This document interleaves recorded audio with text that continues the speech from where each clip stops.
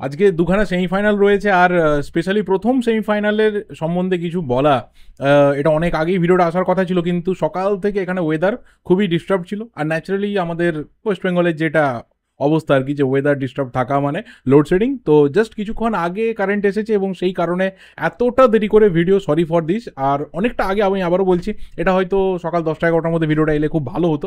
যাই হোক, অবশ্যই বিকাল থেকে ম্যাচ রয়েছে, তার আগে যতটুকু সময় হয় সেইটুকু সময়ের আগেই কথা বলবো।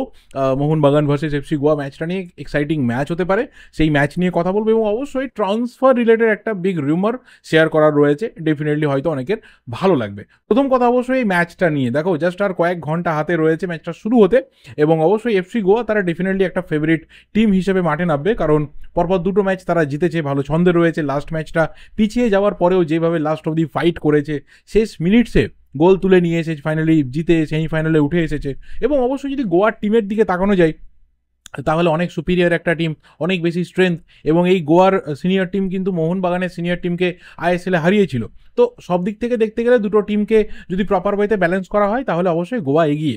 কিন্তু মোহনবাগানের ক্ষেত্রে বেশ কিছু এক্স ফ্যাক্টর রয়েছে, যার মধ্যে প্রথম হচ্ছে যে ইয়াং প্লেয়ারদের এনার্জি, কন্টিনিউয়াসলি দৌড়ানোর ক্ষমতা, এবং অবশ্যই যেই খেলাটা ওরা আগের দিন খেলেছে সেই একই খেলা যদি রিপিট করতে পারে, একটা কোথাও দেখিয়ে দেওয়ার মানসিকতা, একটা কোথাও চ্যালেঞ্জিং মেন্টালিটি নিয়ে যদি ওরা ফাইনালি নামে, আমার মনে হয় যে আমরা কোথাও একটা ডিফারেন্ট লেভেলের ম্যাচ দেখতে পারি। ডেফিনেটলি একটা এক্সাইটিং ম্যাচ তো হবেই। যেমনটা আমি আগের দিনকে ম্যাচে বলেছিলাম যে মোহনবাগানের এই টিমটা কিন্তু এত সহজে গিভ আপ করবে না, এত ইজিলি কিন্তু কেরালাকে ম্যাচ ছেড়ে দেবে না। কতটা প্রেস করবে, কতটা কী করবে সেটা পরের কথা, বাট ম্যাচ কিন্তু সহজে ছেড়ে দেবে না। সেটা কিন্তু আমরা শুরুতেই দেখেছিলাম যে ডিফেন্সিভলি মোহনবাগান ওয়াজ মানে জাস্ট অন্য লেভেলের। সেখানে দাঁড়িয়ে নুনো রেইস তার গাইডেন্সে দীপেন্দু, সৌরভ এবং আমনদীপ যে পারফরমেন্সটা তুলে ধরেছিল, হ্যাঁ হয়তো নুনো রেইসের প্রথম ম্যাচ, সেই অর্থে যে খুব বিরাট পারফরমেন্স হাইফাই আমি বলবো না, যে কিছু কিছু ক্ষেত্রে একটু লস লেগেছে, আর ন্যাচারালি এটা খুব স্বাভাবিক, বহুদিন পর প্রফেশনাল ফুটবলে নামছে। কিন্তু দীপেন্দু বলো, সৌরভ বলো আর আমনদীপ বলো, যে লেভেলের পারফরমেন্সটা তুলে ধরেছিল, সেটা যদি আজকের ম্যাচে থাকে, তাহলে কিন্তু ডেফিনেটলি গোয়াকে মোহনবাগান একটা শুরু থেকে চাপ দিতে পারবে। এবার গোয়ার ক্ষেত্রে না অনেক প্লাস পয়েন্ট রয়েছে এই ম্যাচকে বার করার মতো। যেমন অবশ্যই senior team, coach Manuel Marcos Roca, তারপরে হচ্ছে বেশ কিছু প্লেয়ার রয়েছে যারা মানে খুবই প্রিমিয়াম কোয়ালিটির ম্যাচ উইনার। আমি বলবো যে কোনো মুহূর্তে যে কোনো দিন ম্যাচ বার করার ক্ষমতা রাখে। যেমন কার্ল ম্যাকুইর মতো প্লেয়ার রয়েছে, যেমন সন্দেশ জিঙ্গানের মতো প্লেয়ার রয়েছে, বোরহা হেরেরা রয়েছে, ফরওয়ার্ড ইকারের মতো প্লেয়ার রয়েছে। ইন্ডিয়ান ফরওয়ার্ডদের মধ্যে অবশ্যই বরিস রয়েছে, উদান্তা রয়েছে, ইয়াসির রয়েছে, ব্রাইসনের মতো প্লেয়ার রয়েছে। তো লটস অফ ম্যাচ উইনার্স রয়েছে, যারা যে কোনো মুহূর্তে কিন্তু ম্যাচের মোড় ঘুরিয়ে দিতে পারে। আকাশ সাঙ্গওয়ানের মতো প্লেয়ার রয়েছে, one of the best ball playing defender in India right now. তো আমার মনে হয় যে ডেফিনেটলি গোয়া হয়তো সর্বোচ্চ শক্তি নিয়ে নামবে, কিন্তু মোহনবাগানের এই টিমটার কাছে একটা অদম্য ইচ্ছা শক্তি রয়েছে, যে জায়গাটা কোথাও এই ম্যাচটাকে একটা এক্সাইটিং ম্যাচে নিয়ে যেতে পারে। এবং অবশ্যই 90 মিনিটে ফাইসালা হবে কিনা আমার অন্ততপক্ষে একটা ডাউট রয়েছে, দেখা যাক কি হয়। আর অবশ্যই সাহাল আব্দুল সামাদ এবং আশিক কুরুনিয়ান আগের ম্যাচটাতে যেরকম স্কিল দেখিয়েছিল, যেভাবে সিনিয়র প্লেয়ার হিসাবে ফরওয়ার্ড লাইনটাকে খুব ভালোভাবে গাইড করেছিল, এবং সালাউদ্দিন মানে আমরা একটা ফায়ার রাইট উইং প্লে দেখেছিলাম ওর পা থেকে, যেখানে ওর বল কন্ট্রোল, ওর বল রিসিভিং, ফাস্ট টাচ, ওর বল ডিস্ট্রিবিউশন, ওর স্কিল, ওর ড্রিবিল, ওর ইজিলি 1-to-1 বিট করে যাওয়া, নাটমেক করা, এই জিনিসগুলো আমরা দেখেছিলাম। তো আমার মনে হয় যে আজকে কিন্তু ভালো ডুয়েল জমবে আকাশের সাথে সালাউদ্দিনের। যথেষ্ট প্রমিসিং একটা প্লেয়ার এই সালাউদ্দিন আদনান। তো আগামী দিনে অবশ্যই মোহনবাগানের সিনিয়র টিমে আসবে, কিন্তু আজকের ম্যাচটা আবারও বলছি অনেকজন প্লেয়ারের প্রমাণ করার একটা ম্যাচ রয়েছে, যে কেরালার টিমটাকে হারানোটা শুধুমাত্র যে সেই দিনকের একটা এক্সেপশনাল পারফরমেন্স ছিল তা নয়। এই টিমটার মধ্যে সেই কোয়ালিটি রয়েছে যারা অন্ততপক্ষে ভালো টিমকেও বেগ দিতে পারে, ভালো টিমের এগেনস্টে ভালো খেলা তুলে ধরতে পারে। হারানো বা ভালোভাবে জেতা বা হেরে যাওয়া সেটা পরের কথা, ম্যাচে হার জিত রয়েছে, একটা টিম জিতবে একটা টিম হারবে, কিন্তু আলটিমেট যদি তুমি ভালো খেলে হেরে যাও না, তাহলেও কিন্তু কোথাও একটা প্রেজিং ডেফিনেটলি থাকবে।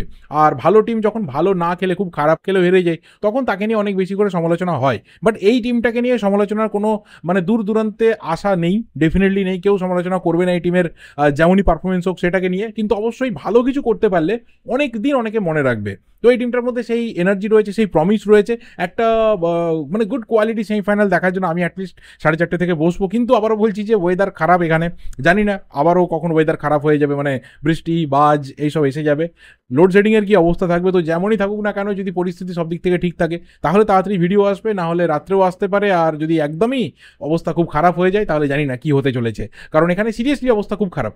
আর দ্বিতীয় যে বিষয়টা শেয়ার করার সেটা হচ্ছে একজন ডিফেন্ডার, ওজি ডিফেন্ডার, এটা গেমিংয়ের খুব মানে মানে কি বলবো চলনসই ভাষা, অনেকে ইউজ করে, ছোট ছোট ভাইদের দেখি ইউজ করতে, মানে ওজি মিনস বোধহয় অরিজিনাল গ্যাংস্টার এরকম একটা টাইপের। তো যাই হোক, এই সেই ওজি ডিফেন্ডার নামের মধ্যে তার ওজি রয়েছে।